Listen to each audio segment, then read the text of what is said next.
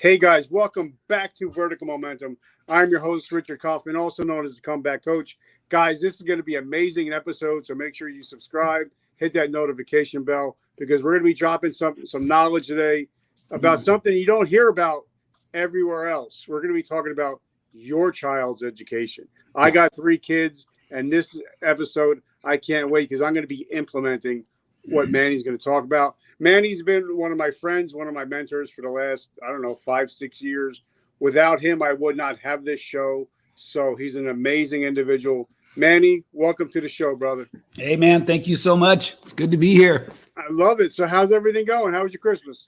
The Christmas was nice, man. I think as I get older, I find more gratitude for the little stuff, and I just I don't know, man. I came from such a hopeless childhood that to be able to just sit and sink into the little things like I did this year was just wonderful. All right, so let me ask you, because I got a traumatic brain injury. So if I don't ask the question, I'm never going to remember it. Yeah. Your definition of resiliency? That's like asking a fish their definition of water. So I don't know, man. For me, resiliency is like, it's really summed up as being able to get up one more time than you fall. You know what I mean? It's not a fancy thing. It's not a cerebral thing.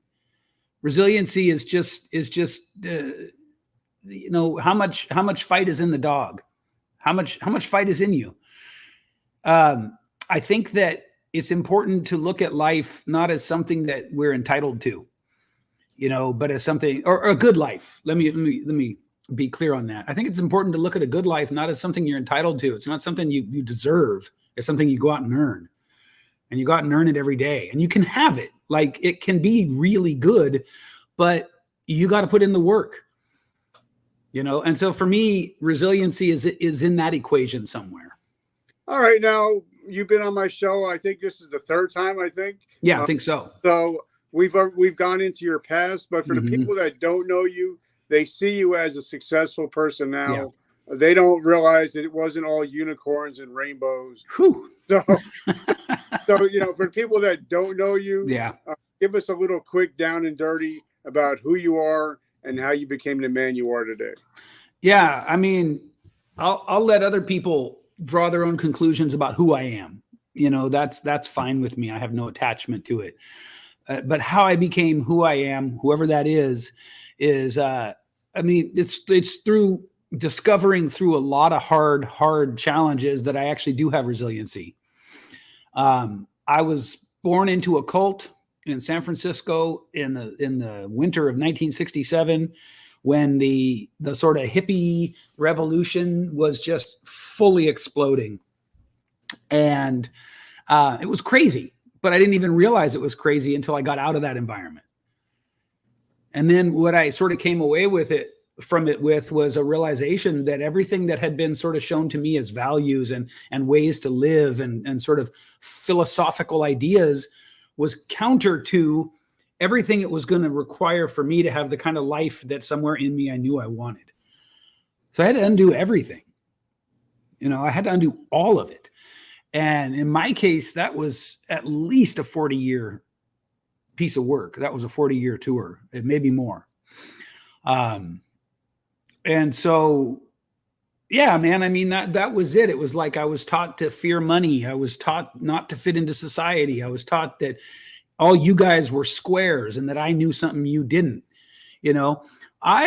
One of the things that actually makes me, it's not about resentfulness, but like I was taught that soldiers and the military were just evil. And like that kind of kills me, man, because hands down, some of the best people I've ever met are soldiers, like you guys, man. And it was kind of like, I didn't figure out that I valued that stuff until I was far too old to do anything about it, except sort of take lessons from the mentality and the mindset, the discipline of what it takes to live that kind of life, a life of service, a life of,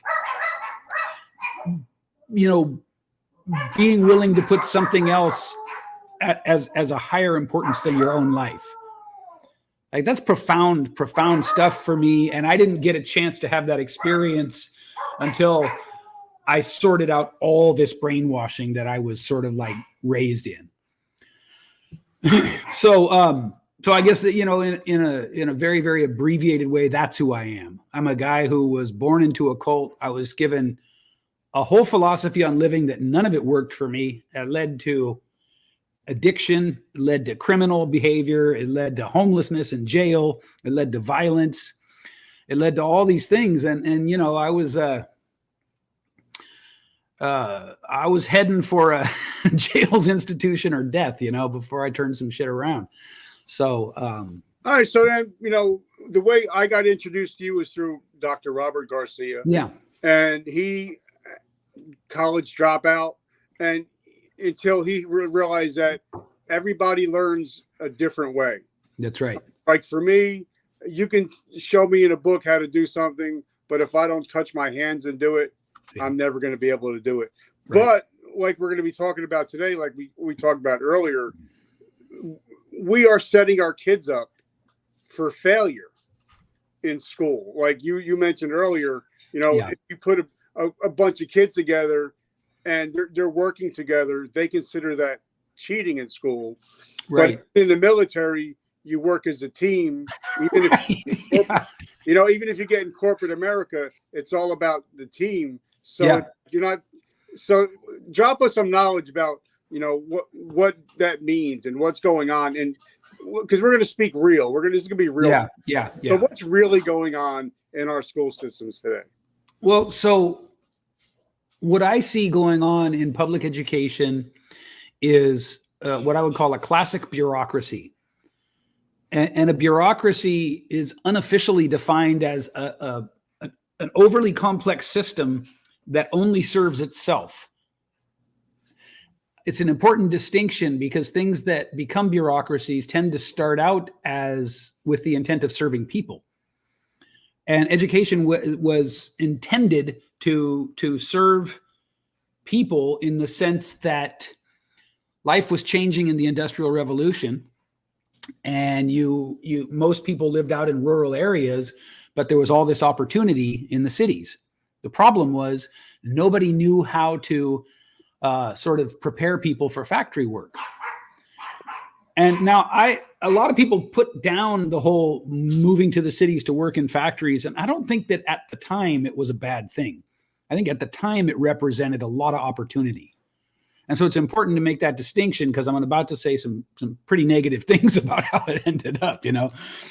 But what happened was a bunch of captains of industry approached a guy named Horace Mann. Yep. He was an educator, and they asked him to design an educational system that would prepare the kids coming from the countryside to work in factories. What he designed was what we know as the public education system. It's focused on compliance. It's focused on rigid scheduling. It's really focused on just doing what you're told, you know, and for a certain amount of the population, I don't know what the percentage is. That's a really good thing. Like some people are really wired for that. And it's cool. Like, you know, in the entrepreneurial space, we make a lot of jokes about like, you know, squares, right? Like those people that the sheep that just want to work a 9-to-5 job. But the reality is, we need people that work 9-to-5 jobs, right? Yeah. Those are typically the people we innovate for. But the problem happened when technology and culture and just civilization started getting more and more sophisticated, more and more advanced, and moving more and more away from the need for just sort of mindless cogs. And public education at a certain point, I don't know when, I don't think it matters when, it got so top heavy and bloated with being run by the government, being layer upon layer of management, you know, superintendents, cities, counties, states, all of this top layer stuff got to the point where the teachers and the kids were basically forgotten about. I mean, not literally, but in terms of being able to execute any kind of meaningful changes so that what kids are experiencing in school can match with the reality of life after school. Mm-hmm. That's one of the things about a bureaucratic system is they can't move fast. They're not nimble. In fact, I sometimes share a statistic that from 2000 to 2010, executive salaries and salaries of like administrators, but not teachers, principals, superintendents, and people like that went up 82%. While there were only 8% more students added to schools. So of all the dollars allocated towards schools, something like 88%, 88 cents of each of those dollars is going toward the bureaucracy getting more complicated. Yeah. And the problem is, and I think everybody knows this, right? The problem is not all kids learn the same way. You were just telling me you've got to touch things to learn. Yeah. I got to touch things to learn. Yeah. We're the same in that way. There's until you get to like trade school, which in the United States is actually a step down from public education. It's like looked down upon, which is insane in its own. We won't even go into that. You can't touch things to learn. Everything comes from this one narrow way of teaching, which is out of a book with a teacher at the board. I got 3 children. I got a 20-year-old. He's going to be a senior in college. Yeah. I got a freshman going into college, and I got a 10-year-old. Yeah. They are teaching the children to be employees. Yeah. Not entrepreneurial mindset. No. But when we were growing up, they used to have jobs where you would get a job at 18, work 20 years, get your watch, and enjoy life. Yeah. That's not the way life is anymore. No, that is gone. They're still teaching them the old system, right? Yeah, they're still teaching them the old system. And the problem is, again, that just technology alone, forget about the changes in the social norms and values and stuff like that, which are also changing. Let's just talk about technology. Technology has changed the landscape. I mean, look at what you and I are doing. Yeah. We're both old enough that this was the stuff of science fiction at a certain point in our lives. Yeah. The Jetsons. Yeah, it was a straight up the Jetsons, right? And now we're doing it. I remember reading an article, this would have been maybe 20 years ago, a top development executive from IBM saying that speech-to-text technology was impossible. Yeah. So technology has changed everything. And it's only natural that as technology opens up more opportunities and different ways to sort of live your life and decide who you want to be, that people are going to explore those things. I mean, it's not something I would suggest doing or support, but look at TikTok influencers. They're making great money. Yeah. YouTubers. Yeah. Like my daughter can spend 15 hours just watching YouTube videos. Right. Yeah.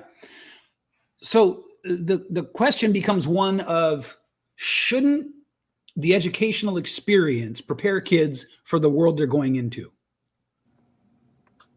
I think the answer is pretty clearly a yes, wouldn't you say? Well, they should. And like for me, I'm realizing that, they say that the greatest fear in America is public speaking. Mm-hmm. And in order to be successful on YouTube, TikTok, and places like that, you could dance a little bit, but you should be able to talk and be able to communicate. And all I'm seeing in a lot of the education is this. Yeah. And people are not able to communicate. Right. So, you know what I'm saying? So absolutely. When I came to the idea of if we've got a kid who's entering kindergarten today, let's say, so K through 12 is 12 years or 13 years or whatever it is. And let's give them the benefit of 4 years of college. So that's 14, 15, 17 years. What is the work world going to look like in 17 years? Well, here's the thing. At the rate of change with technology, we have no idea. In 17 years, some of the things we can predict will be that technology will take a lot of simple jobs. Yep. So there's one thing. It will also open up new ways to make money and contribute that we can't even fathom yet. So that's another thing. So knowing that the change is going to be so radical and so sort of hard to guess, what's the best we can do to predict what people will need in order to thrive in that future? Here's what we came up with at Advantage Education Academy. Soft skills, leadership. These are the things that the more technology advances, the more value will actually being able to be a part of a team, being able to lead a team, being able to communicate your ideas, being able to collaborate with other people, being able to brainstorm. All of these things will be more valuable as technology changes the landscape of the work world. So then the question became from there, is it possible to come up with an educational system, an educational process that focuses equally on, here's what we reduced it down to: communication, collaboration, creativity, and critical thinking. Now, I've heard people say to me things like, what about grit? And I will say that's a great question. My argument is, if you're versed enough at critical thinking, you'll be able to realize that you need to develop grit. I think critical thinking will lead to that conclusion. Some people say, what about empathy? I agree with empathy, but collaboration requires empathy. So of all the different soft skills, I really feel like we've reduced it down to the four essentials, from which everything else flows.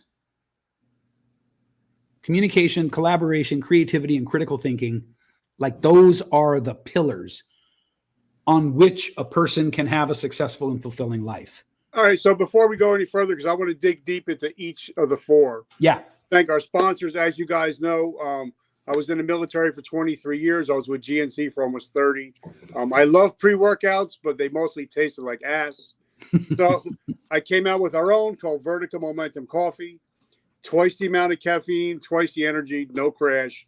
And it's 100% veteran hand roasted. So if you love coffee, with it, 100% of the proceeds, 100%. I make $0. 100% goes to help veterans struggling with homelessness and PTSD. And guys, also, if you like the hats, the t-shirts, the swag, anything you buy from us, 100% goes to help veterans struggling with PTSD and homelessness. So guys, if you like coffee or swag, just write that down below and we'll get you that information. But now, Manny, let's go deep into the four pillars. Yeah. So what's the first pillar? Communication. Now, communication has been the defining characteristic of my life. I grew up, remember, I was born and raised in an environment where the communication was, I think it's fair to say it was objectively pretty insane. You know, one of the things about cults is that they warp and twist language. Mm-hmm. And we see this all the time just in people building like communities. They'll have their own language. And if you don't know how to speak the lingo, you're sort of not part of the clan, and take that to its nth degree. And that's cult brainwashing. So communication has always been something that I've been fascinated by. This idea that if you can string the right combination of words together with the right intent behind them, pretty much you can open any door. But how do you do it? So communication, collaboration. Now, this is a big one, man, because you've been in this space, again, at least 5 or 6 years. You must have a sense of how hard real collaboration is, where you've got other people you're collaborating with who have different skills than you, but are at an equivalent level to you. You can both contribute, or maybe all of you, if it's a larger group. You complement each other. And I don't mean like, hey man, nice hat. I mean, you complement each other. You lift up the place where the other person's weak. That is a very rare thing. But it doesn't have to be. This is what's so strange to me. Collaboration requires a little bit of letting go of your ego. No, yeah. it requires a little bit of, and this is something that I learned from a little bit of studying of SEAL Team 6. Those guys have like the group flow mental switch they throw where they become one hive mind, right? Now, obviously, without the resources and the training of like the highest team building levels in the world, which is what SEAL Team 6 is, I'm not going to get to that level with just tutoring kids, but we can take some of the principles, some of the ideas. Like one of the philosophies they have is the guy with the next right answer is in charge until the next guy with the next right answer comes up. Yeah. Think about what we could do in the entrepreneurial space if we could get 5 or 6 people together who all understood that, who had complementary strengths. Man, we'd be unstoppable, right? But the thing is prior to joining the military, and hopefully if you're one of the 20% or whatever that makes it through, you can get as high as a SEAL, is you're never exposed to these ideas before then. What if you were exposed to this idea when starting at 10 or 12 or 15? That's what I'm looking to do. So that's just a quick kind of touching on collaboration. So creativity. One of my biggest grievances with public school is creativity is flatly discouraged. In fact, it's stomped out in many cases. Yeah. Then you go out into the work world and creativity is demanded of you. That's just insanity to me. And then critical thinking. I put it to you, Richard, and to your listeners, that if we could instill a generation with the ability to exercise critical thought, to know the difference between reasoning the problem up from first principles and doing what's called analogical reasoning, which is this reminds me of this thing. In this instance, I thought, felt, or behaved this way, therefore I'll do it here. Or another way of thinking of it is this reminds me of this, so I think the same way about it as that.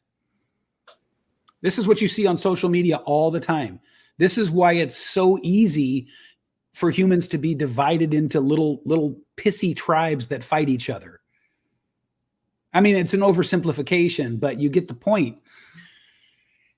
If we all had the ability, if a generation had the ability to look at, let's say, the political process and really break down with critical thinking and first principles reasoning what was happening, we'd have better leaders. Full stop. Because we wouldn't allow such, douchebag shithead leaders. We just wouldn't allow them. It just wouldn't be something we'd vote for.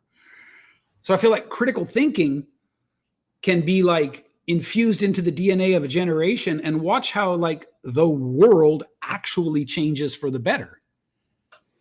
Because I think the best way to, we all talk about changing the world, right? Especially in the entrepreneurial space. And I spend a lot of time with that question, like, what would it look like to actually change the world? Not to come up with a new app that's really cool that everyone likes, or a quicker way to get your pizza, but like really change the world. Now, first thing I thought was, well, you have to upgrade, you have to up level the caliber of people in that world. So then the question was, what would that look like? What's the one thing, if there is one thing, that could up level a whole generation of people? And my answer is critical thinking. To me, I think it's that powerful and that important. Well, I think the last two things you talked about, creativity and critical thinking. One, creativity. It used to be when we were growing up, when we seen that weird kid in school that had the different colored hair and they dressed differently, they were weird. Yeah. Now the script is flipped. Now they're cool. Now they're the ones that everybody's trying to be like. So I believe that, creativity, the more creative you are now, is the further you're going to get along so especially social media. And critical thinking, I think, is amazing. Even in the entrepreneurial space, like say if Alex Hermosi starts doing something different, all of a sudden everybody starts doing the same shit. Right. So you're not really having critical thinking to where you're just doing what everybody else is doing. Right. Yeah. You know what I mean? Yeah, absolutely. Like critical thinkers are, and people who are creative are often the first ones there that everybody then tries to follow suit behind. And again, I just think that the verdict is in, the research is there, and it proves that if we could, well, I mean, really all four, but especially if we could exercise critical thinking about complex problems, the quality of life would change dramatically and very, very quickly. And really, that's, if there's a hill that I want to die on, it's the hill of trying to help people live a better life. All right. So now, if I'm sitting in a room, because I do a lot of public speaking, yeah, I'm sitting in a room of 100 people of my age, 43 to 53, and you say, well, so what did you watch? What did you watch on TikTok today? 80% of them have no clue what Musically it used to be, or they have no clue what these new apps that their kids are going on. They don't even have a clue. So don't you think parents need to educate themselves so they can help their kids? Yes, I do. However, I think that is a separate conversation and a separate, it's a separate piece of work. But I agree with you 100%. You can't. That was one of the early challenges that somebody gave me, is like, how much can you expect through education to help change kids' thinking for the better if their parents don't step up? And the answer was, to the extent that they're able to be helped with the bad parenting. That's a whole, you got to pick your battles, right? And you got to pick your things that you think you can make a change on. And I think I can make a change through a revolution in education. But it doesn't mean that parents get to abdicate responsibility. There's so many things that we need as people, especially men, that we're not getting, and that really are the parents' responsibility to give, such as like rites of passage for young men. Yep. One of the things that as a man growing up in the United States, and I'm sure it's the same in many other places, you have no idea when you've become a man. Yeah. You turn 18, great. You get your license at 16, great. So 18, I can go kill and die in a war, but I can't drink beer. Yeah. Right? That's insanity to me.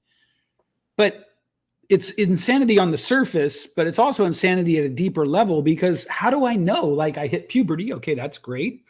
But unless there's some sort of a clear indication that you've left childhood behind, now you go through this hard initiation and now you're a man. Oh, and by the way, these are the responsibilities that you have as a man.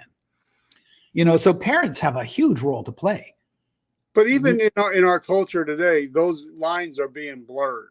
That's what I'm saying. They're almost not even there. Like I have two boys. Like they're boys, they're men. I consider them boys. Right. But, you're always gonna. But I still hug and I kiss my boys before they leave the house. Yeah. I want them to see that, Dad, he's not, he's the alpha male, but he also knows how to be beta at times. Yeah. And knows how to love and care, and not just say, "Oh, I'm a man, so I'm an asshole." And and I think our kids see what we do, and really they do model themselves, whether they know it or not. Yeah. They model themselves after what we do. Yeah. Yeah, absolutely, man. And I think in a lot of cases, so I mentioned the difference between critical thinking and analogical thinking earlier. Analogical thinking has a place for everybody listening. We don't want to get rid of it.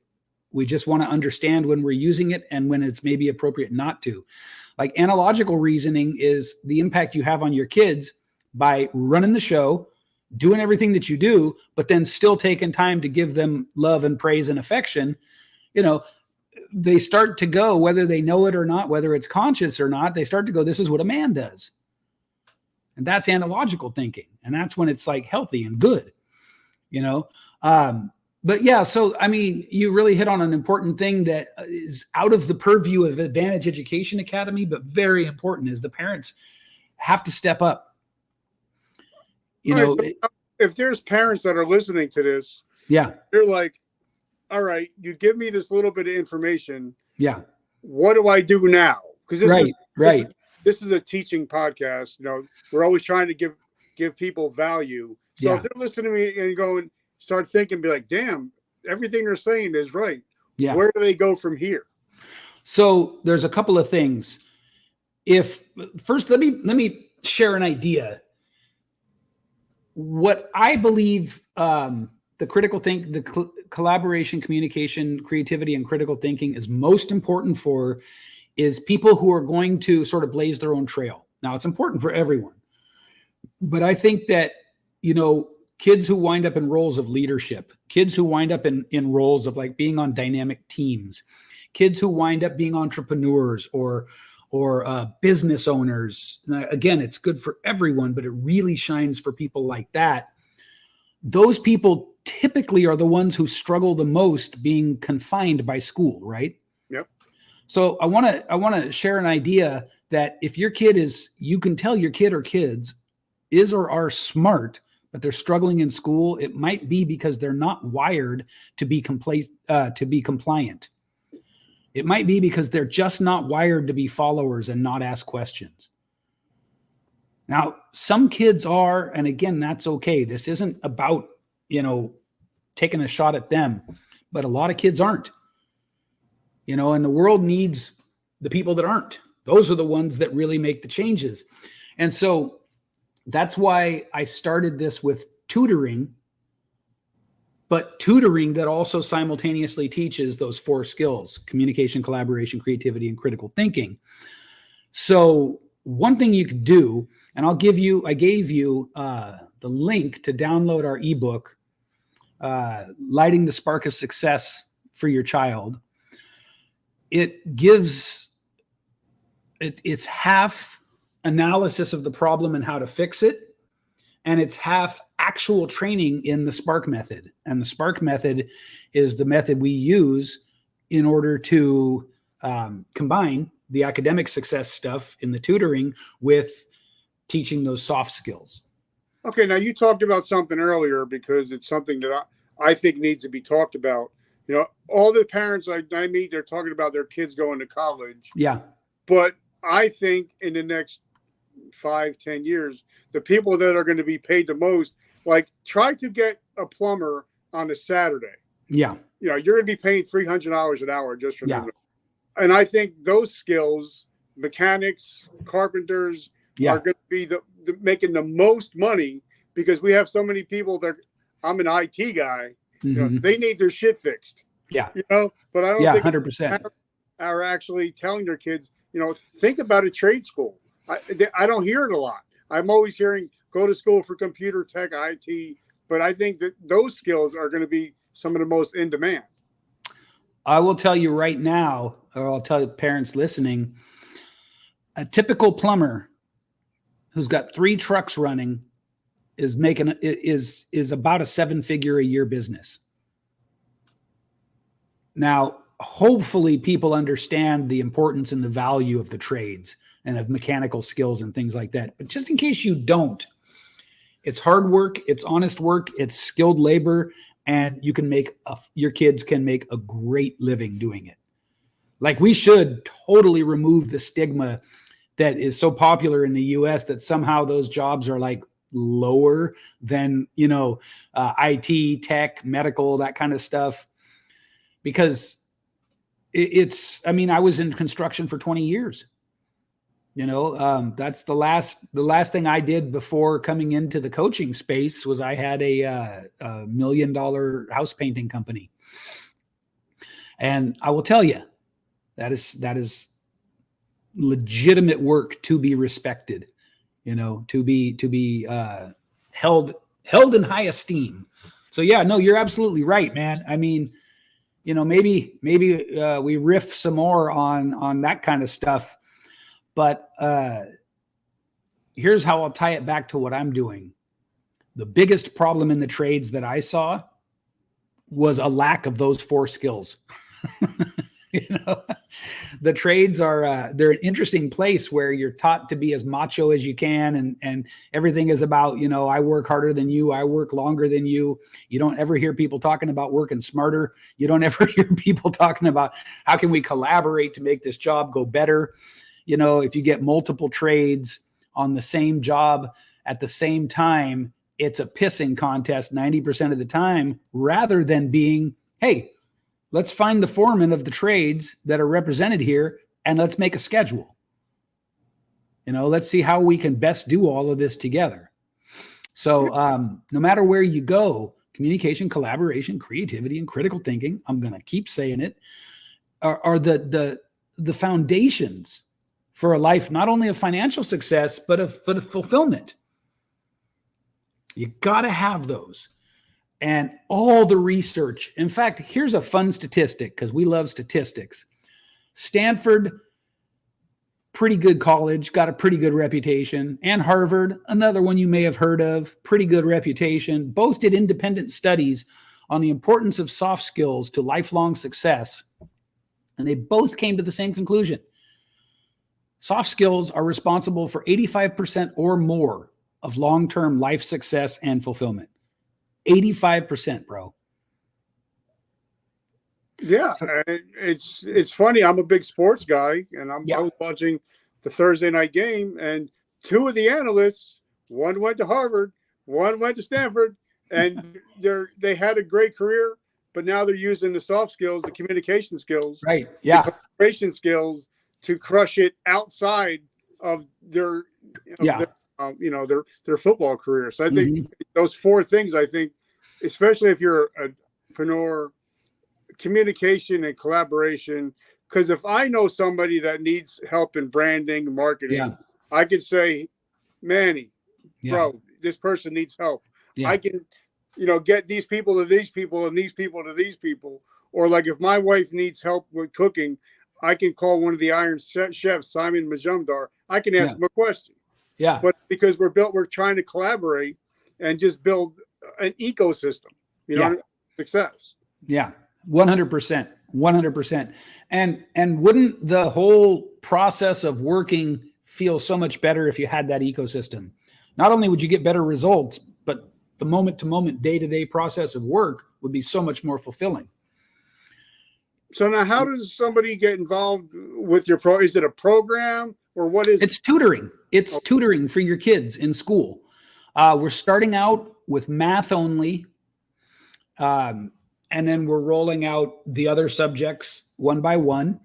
So right now, today, if you've got a kid that you know is bright and they're struggling in math, maybe instead of going to a regular tutor who only focuses on passing tests, you come to Advantage Education Academy where we're setting them up not only to succeed and just do fantastic in their math, but also to be collaborators, to be leaders, to be team members.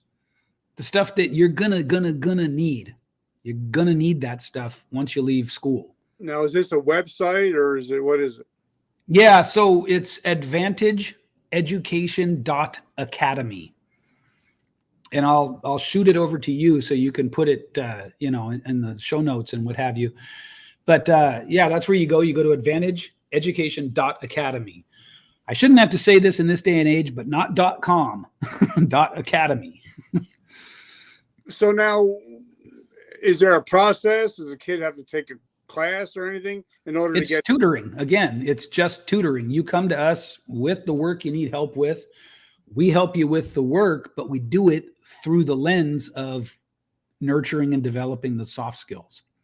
Okay. So my last question is that obviously that's part of it. So how do we find you, and also how do we support your mission and whatever else you got going on? Well, this is the only thing I've got going on, man. This is, again, I feel like this is a hill I'm willing to die on. This is something that is, it's a legacy mission for me because I had such a hard time in school. I watched my son suffer in school. The other 2 co-founders both had the same experience, bright kids who don't fit into the school system. And I know that there are millions of other people out there who have the same thing. So there's only one thing I'm working on, and this is it. And the way that you support me is if you really need your kid to do better in school and you want them to have the soft skills, you just go to the website. And what was that again? Can you say it one more time? Yeah, absolutely. AdvantageEducation.academy. AdvantageEducation.academy. So guys, we're starting with a new year. We're starting with that whole new year, new me bullshit. If you want your kids to start pulling ahead instead of falling behind, yeah, exactly. Reach out to Manny and his people, because I know the kind of man that he is.